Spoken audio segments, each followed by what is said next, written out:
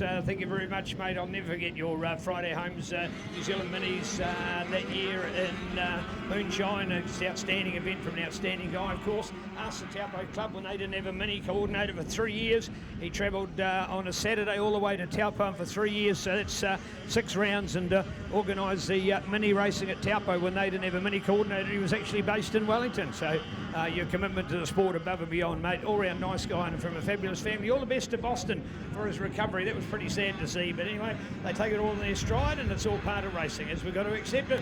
We do have a few falls and niggles along the way.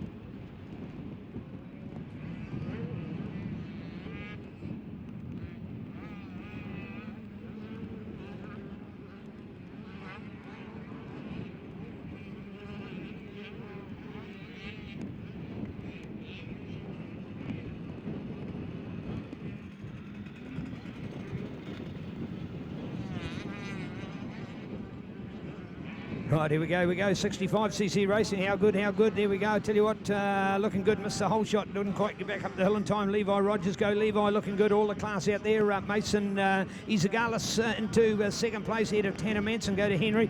Nico further back here, he got some work to do in 5th place. Sort of one of those things, actually, it's sad that the best riders aren't necessarily always in the best position, but on the other hand, it makes it more exciting, gives the other guys a bit of an opportunity, and for Nico, well, he's actually going to have to work for it, isn't he? It just doesn't come on a plate given to you just because you're the best on paper, the best for qualifying, best on previous history, best of world-class rider we've ever had on a 65, and there you go. All of a sudden, he's got to work for it because it doesn't go perfectly to plan, so good work out there.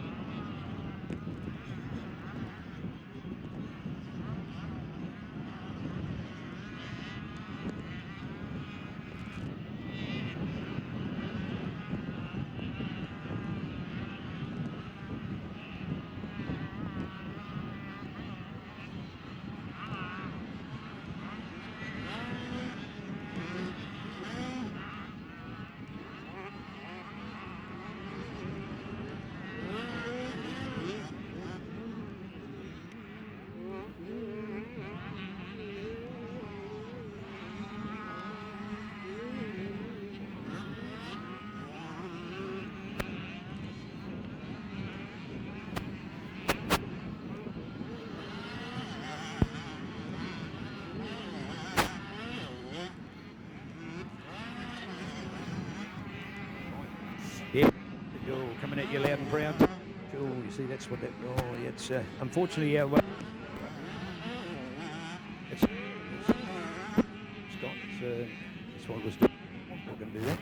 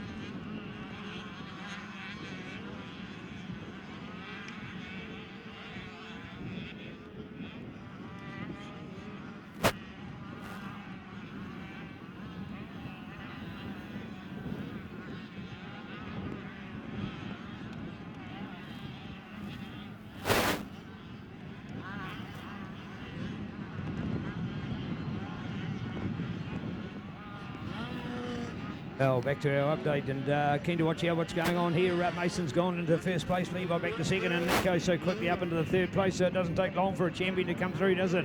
Hey, all the glory rises to the top. We'll be back again.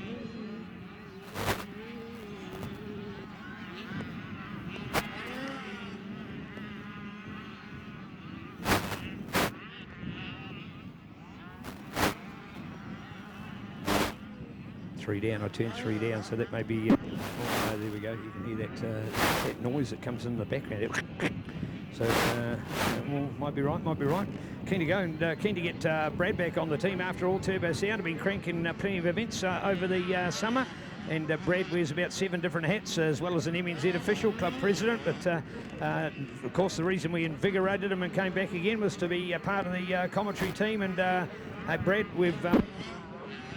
Yeah, that's just that noise, unfortunately. I'll see if I can fix that overnight, but at the moment might be a little bit of a hiccup. But back with Brad, and Brad, got to be proud of your club effort here today. How good?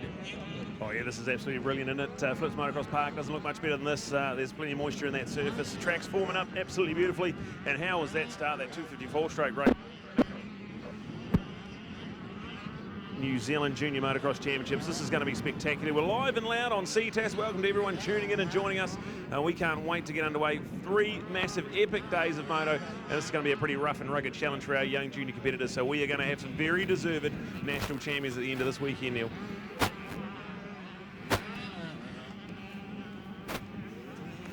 Indeed, and keen just to see how this racing all unfolds. For those of you watching on CTAF, a bit of a hiccup that we weren't able to get the platform that we were required, so we're going to work on that overnight, and hopefully to come back with a bigger, brighter, higher profile to be above the spectators, and also to give a little bit more of a look down on the track, because one of the things about being here at Flips is a plateau hill up in the centre here where people cross over to, and the spectating and the viewing point where CTAS is can pick up around 80% of your track view, so it's pretty awesome to be able to come up into the conditions here and watch what's going on. So pretty cool. Brad, you're keeping an eye on there at the moment. How good for Levi Rogers. What a real confidence booster to see him start off so positively today. Oh, absolutely fantastic start from Team JuniorMX, both him and Sis Brianna. Top contenders in both their class here this weekend, but I'll tell you, there's a big story evolving here. We've got our Australian visitor out in front, but Nico Verhoeven nearly 2 seconds quicker in that lap alone. So although the time's running out, he is running out of time here. Nico Verhoeven, fastest on track, he's only 5.7 seconds back there in third. So man, we've got a bit of a heater on here. Left on that clock, that will expire. When that expires, the white flag will come out for the next pass our leader takes, and we're going to have some great battles going on. So we've got a live battle. The first of our Pro 65 race wins here. We're going to have visiting Australian Mason Isgalis. Australians that have made the effort to come over here. It truly does give us an international flavour, and we love having them over here. And right now on top in our first race one of our 8 to 11 65, absolutely fantastic. Well, in fact, even look at that, because we've just seen an opportunity there to do a wide profile look, as that's the section. That's 180 degrees for our cameraman Joseph to turn up there. So that's going back and looking all down at the pit area down the bottom, and then coming back up here to the top of the track. So pretty awesome to catch that wide profile. So he's literally spinning a 360 degree to take this track right around. So being on the inside gives you that better profile. So CTAS live, and Brad, for the Manawatu Club, yes, it is an expense to have CTAS, but it gives the sport the profile it deserves, and the club's got to be pleased for getting on board with that. Yeah. We can't thank the team at Ctas enough. The Manawatu Orion Club's worked alongside them for a number of big-time events over the last handful of years. Yeah, it was very good. Grant and Joseph and the team, they were just fabulous to deal with, and we love motocross, so why don't we share it with the world? It is going to be awesome to see the viewing numbers. We get all the data come back, different countries that tune in, and you'd be amazed how far footage and coverage does travel. It's absolutely fantastic. All right, indeed. Apologies for the audio noise in the background just on that other microphone. I've got no idea where that's coming from, but it's only appeared on our system today, so we'll try and rectify that overnight with a little bit of electronics work. But other than that, still getting at least some audio through to you at the moment, and just watching and going what's on the track.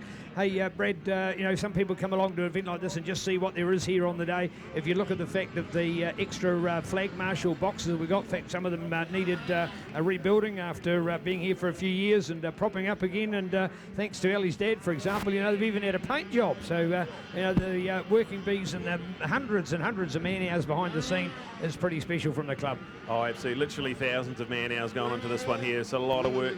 We've been a massive earthworks projects here at JuniorMX Park, so you'll see this beautifully at the moment, and we haven't really even let off from Woodville. It was the Woodville, the pack-up, debrief, and then we're straight into this one here. So the club has done a mammoth effort, and we're only a couple of weeks away from starting our club motocross championships. That's going to be must-see entertainment as well. So a massive 5 rounds of club motocross here at JuniorMX Park for the Manawatu Iron Motorcycle Club. It's a pleasure to be a part of. All right, of course, talking to Mark, property owner extraordinaire, last night, they were saying he'll be cleaning up the shed today, so we're going to do the prize giving, of course, here at the venue at the end of racing on Sunday as well. So it means that we can have some fun, have a barbecue, have some refreshments, and you know, for people that do want to head away, they're able to get on the road and get home. For many of them, certainly probably 50-60% of them will be out of here and gone home by Sunday night. So it keeps the event totally affordable. There we go. Brad's keeping an eye on the racing. Brad, have we seen that change yet? Oh no, not quite yet, but we're one lap to go. The white flag's out. Nico Verhoeven another couple of seconds quicker than anyone else on the racetrack. He's down to 3 seconds. You can see it on track. There's not a hell of a lot in it now, so we've got a big battle going on for the 8 to 11 Alpine Stars, 100% the Crown Kiwi supported 8 to 11 5. And we have got one more electrifying lap left. Can Nico reel him in? This man, an Australian junior motocross champion. He is a Loretta Lynn's champion, one of the first Kiwis to ever have done that. And this is going to be exceptional to watch these two going out all weekend. A horror start for Nico, but he's making it up now. And we're on here, half a lap to go. And the hot shot, Nico Verhoeven, reeling in our Australian visitor at the front. All right, we need to watch out for that battle at the moment. Keeping an eye on the live timing update. It gives us a bit of a feel for our 18 riders in there, Jai, Cooper and George, but there it is. And Mason's advantage at the moment, 3.1, and that's nearly almost a time difference. So can Nico reel it in, or will it be Mason? So looking out for Aussies that don't come over here just for the weather and the green grass. They come over for the good moto, and that's exactly what these are putting on at the moment. So let's look out for it in our nail-biter feature finale on the last lap for our Alpine Star 100% goggles, 8 to 11 65s. All right, to form up nicely there. We've got a little battle going on. There's only about a third of a lap to go. He's running out of real estate to try and reel him in. It's been a gallant effort, but I think mate, just about done enough to hang on to this one here. Shout out to Levi Rogers, Tanner Manson and Nate Hewlett there.